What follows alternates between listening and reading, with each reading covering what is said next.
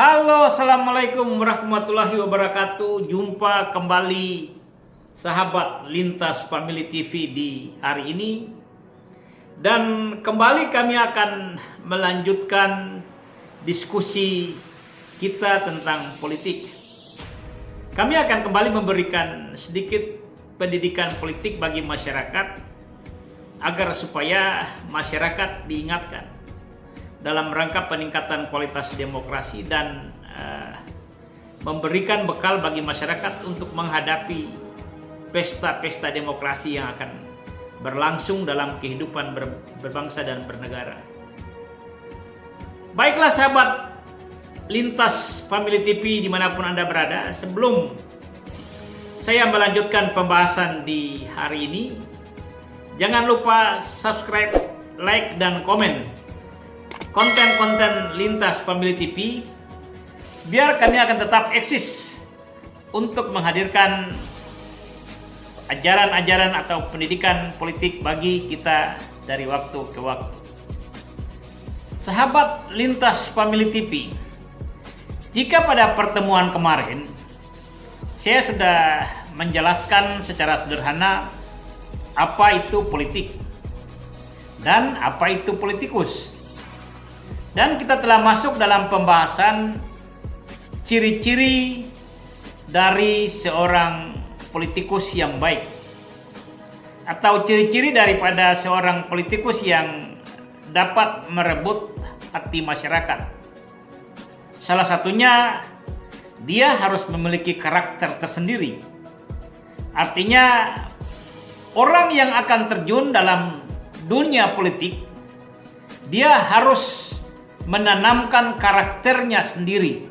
Dia tidak boleh dibayang-bayangi atau berada di samping tokoh-tokoh tertentu, atau dia tidak boleh mendompleng figur-figur tertentu.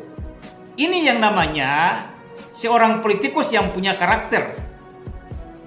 Karakter itu ya tentu karakter yang dapat diterima oleh masyarakat. Artinya karakter yang positif.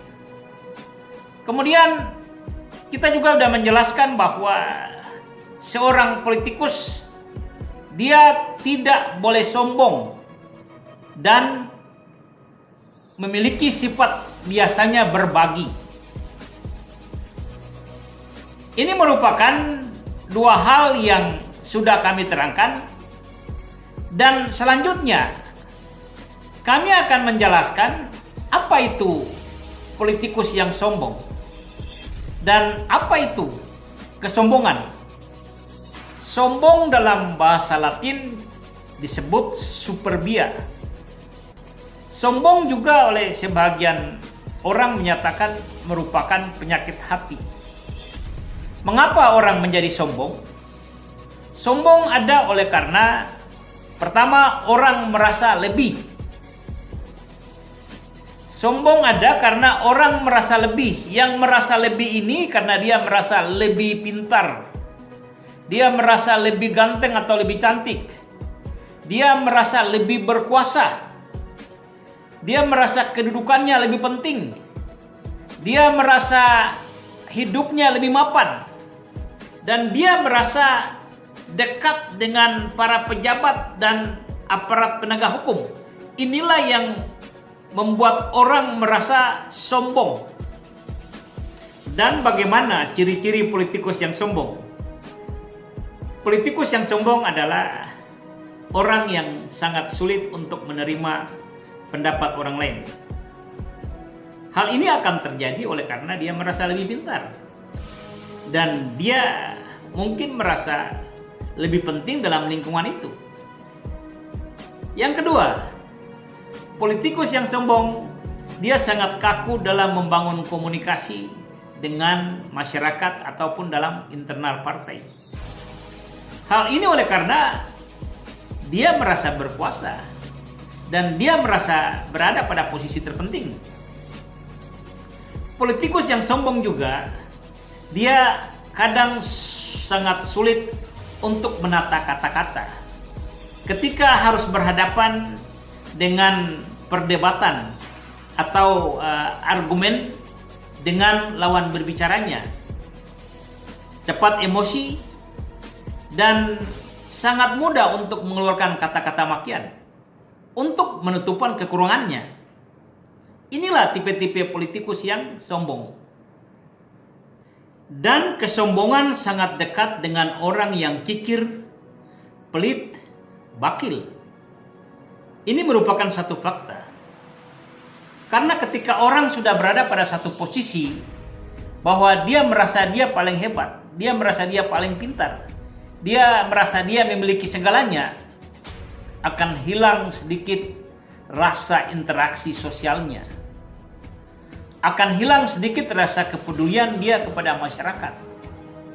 Sehingga orang boleh mengatakan bahwa penyakit hati. Saya punya sebuah ilustrasi ketika saya masih di Jakarta. Saya berkawan baik dengan satu orang kawan saya di dalam satu lingkungan, satu perkampungan. Dan rekan saya ini merupakan seorang ketua partai politik. Di dalam lingkungan masyarakat itu mereka juga termasuk orang yang dapat dikatakan orang kaya. Orang yang punya status ekonomi yang lebih.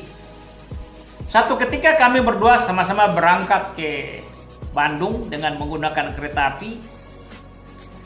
Ketika sampai di stasiun kereta api, mungkin sepatu rekan saya ini kurang begitu mengkilat. Dia meminta saya tunggu sebentar karena dia akan minta tukang semir menyemir sepatunya. Kami tunggu sebentar. Dalam waktu 15 menit tukang semir sudah selesai menyemir sepatunya dan sudah kelihatan mengkilat. Lalu rekan saya menyerahkan uang kepadanya Rp5.000. Saya ingat betul pada saat itu untuk menyemir sepatu kita membayar 1.500. Jadi si tukang semir itu akan mengembalikan uang 3.500. Pikir saya, rekan saya ini karena seorang yang kaya, dia seorang politikus, ya mungkin dia akan serahkan aja sisa uangnya itu kepada si penyemir sepatu. Tetapi kenyataannya kami harus menunggu dalam 10 menit menanti tukang semir itu pergi tukar uang untuk mengembalikan uang sisa 3.500. Dalam hati saya, astagfirullahaladzim.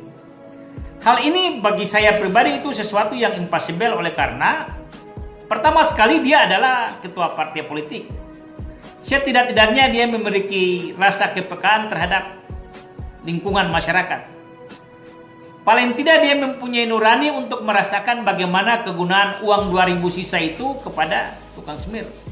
Tetapi kenyataannya dia tidak memberikan itu, dia mengambil lagi sisa uangnya. Tetapi setelah saya evaluasi, rekan saya ini sendiri walaupun ketua partai politik, sudah 3 kali dia mencalonkan diri sebagai DPR di lingkungan itu, dia tidak pernah menang. Dan begitulah nasib dia, menjadi seorang politikus yang tidak mempunyai perasaan kepedulian terhadap lingkungan dan akhirnya harus merana dengan cukup menjadi ketua partai politik. Dalam pembahasan sebelumnya, saya telah mengurai tentang satu teori politik yang dikemukakan oleh Harold Caswell. Harold Caswell berpendapat bahwa politik adalah apa yang didapat. Siapa yang mendapat? Bagaimana cara mendapatkan? Kapan didapat? Jika teori ini disandingkan dengan teori politik klasik yang dikemukakan oleh Aristoteles, yang berpendapat bahwa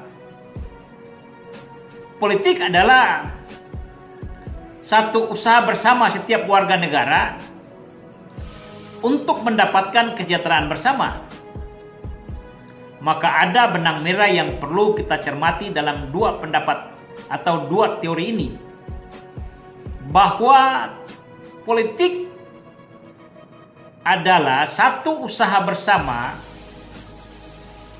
yang dilakukan oleh setiap warga negara, baik oleh si politikus maupun oleh masyarakat, untuk mendapatkan keuntungan bersama menuju kesejahteraan bersama.